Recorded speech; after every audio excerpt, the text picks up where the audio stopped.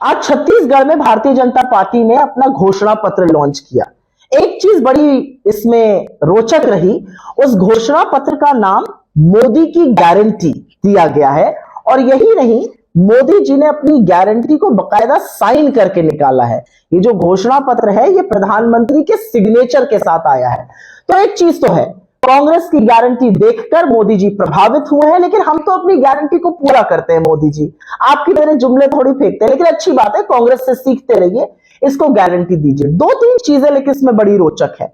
प्रधानमंत्री घोषणा पत्र कर रहे हैं छत्तीसगढ़ भाजपा के लिए, मतलब छत्तीसगढ़ भाजपा में ना अध्यक्ष है ना उनके यहां कोई वरिष्ठ नेता है जिसके चेहरे पर घोषणा की जा सके। खैर कोई बात नहीं। मोदी जी आप किस गारंटी की बात कर रहे हैं? आपकी खुद की गारंटी एक्सपायर हो चुकी है। आपने तो बड़े बड़े दावे किए थे, बड़े बड़े जुमले किए थे, अभी उनके बारे में याद दिलाती हूं, लेकिन पहले छत्तीसगढ़ की बात कर लेते हैं। आपने कहा 3100 में धान खरीदेंगे। अरे मान्यवर, 10 जगहें आपकी सरकारें हैं और उन 10 जगहों पर एक भी जगह एमएसपी ऐसी नहीं है। एमएसपी की मांग करते हुए 750 किसानों की शहादत हो गई थी और आप अपने दंभ और अहंकार में चूड़ रहे थे, और उसके बाद भी एमएसपी की कमिटी ने अभी तक कोई डिसीजन नहीं लिया है। आपको क्या बंदिशें हैं? लीजिए डिसीजन, एमएसपी पूरे देश में लागू करिए। यहां पर आकर 3100 एमएसपी की बात करिएगा और बाकी जहां पे 10 जगह आपकी सरकारें हैं वहां पर झुंझुना पकड़वाइएगा फार्मर्स को।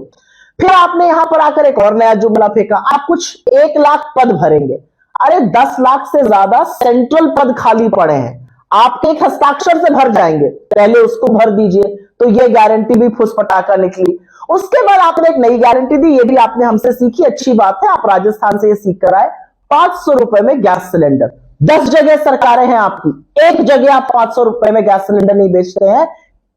थोड़ी सी शर्म कीजिए। इतना पाखंड और इतना मूर्ख इस देश की आधी आबादी को मत समझिए। उसके बाद आपने कहा भ्रष्टाचार के खिलाफ आप एक आयोग खोलेंगे छत्तीसगढ़ में। मान्यवर, वो जो तोता है आपका अडानी, उसकी जांच कब कीजिएगा? उसके लिए कौन सा आयोग गठित करिएगा? कब डीआरआई और सेबी को बोलिएगा कि कुछ दस्तावेज इकट्ठा करें और उनकी जांच करें? कब तक उनको बचाते रहिएगा? आज सवाल इस बात का है।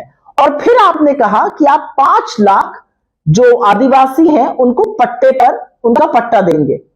बगल में बहुत थोड़ी सी दूरी पर मध्य प्रदेश में आपकी सरकार चल रही है। 18 साल के कुशासन में करीब 4 लाख आदिवासियों का वनाधिकार से वो वंचित हुए हैं।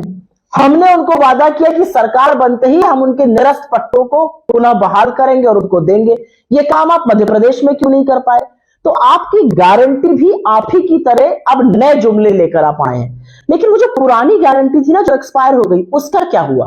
क्या गारंटी थी? अच्छे दिन आएंगे। आप तो अच्छे दिन का नाम ही नहीं लेते।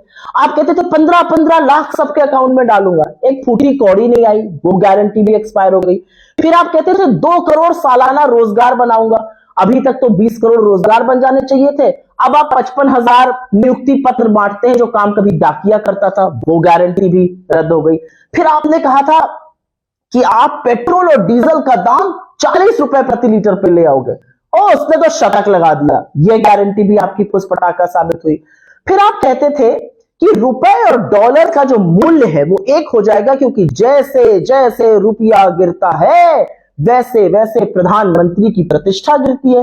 रुपया तो 83 पार कर गया, प्रतिष्ठा किस गोते में खाने में चली गई कुछ किसी को पता ही नहीं है।